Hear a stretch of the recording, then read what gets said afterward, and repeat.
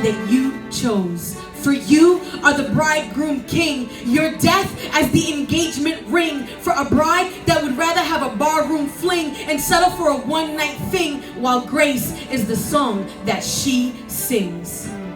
You prepare a place for me, and while I play games, you wait patiently. As I waste my gifts and talents aimlessly, you begin to call me out of my complacency. Beautiful one, there is more. So stop treating your heart like a revolving door, and don't sell yourself short. You are not a bargain store, Dollar Tree. I've seen you caught up in your self-image, social media, and all other forms of idolatry. And while I offer you real intimacy, I cry every time you turn from me to pornography. This is the best love story ever told, as the author's biography would unfold and bring revelation to the mysteries of old, that the creator of the universe would dress himself with flesh to reverse the curse of death. Because the king lays down his life for his queen in this game of chess. And this has nothing to do with gender.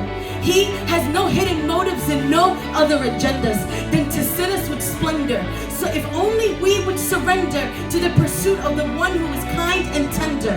But we are afraid of commitment. Fear of love rejection keeps us distant, yet he remains consistent, persistent in winning our hearts. For we have believed the lie that no one could love someone as dark as we. And we have allowed our failures and the opinions of others to become our identities. But we are more than the eye could see. For the X-ray shows that we are the treasure for which he rose on the third day. And the thought of unity between husband and wife was the reason he created the earth and begun human life.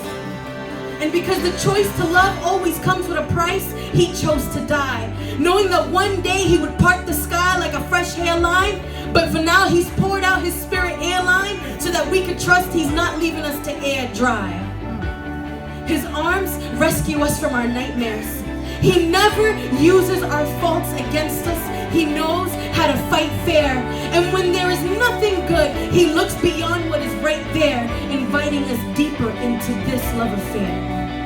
He doesn't react to our insecurity. He is not moved by our fear and our anxiety, control, or other impurity, but he wraps us in the security that this love is enough to call every part of our being into perfect maturity. He provides not only what we need to survive, but whatever it'll take to make us come alive, soul, body, and mind. For the husband keeps no record of wrong. His love suffers long. He is patient and kind, very precise in his decisions, for true love is not blind. He is gentle but not passive as he draws out the hidden treasure of the heart that makes us attractive. Love is active, so he knocks on doors and he prepares the way, for real love is here to stay. So our choice today is, will we walk down that aisle and crack open every fiber of our being, or will we continue sightseeing, tourist, gazing, but never accepting true love at its purest form? The kind that could and has weathered the storm, because marriage was his idea. So he pulled Eve out of his rib and furnished her perfectly IKEA, to display how he would pull a bride out of himself. And that's why you see his imprint in all of us in this room right here.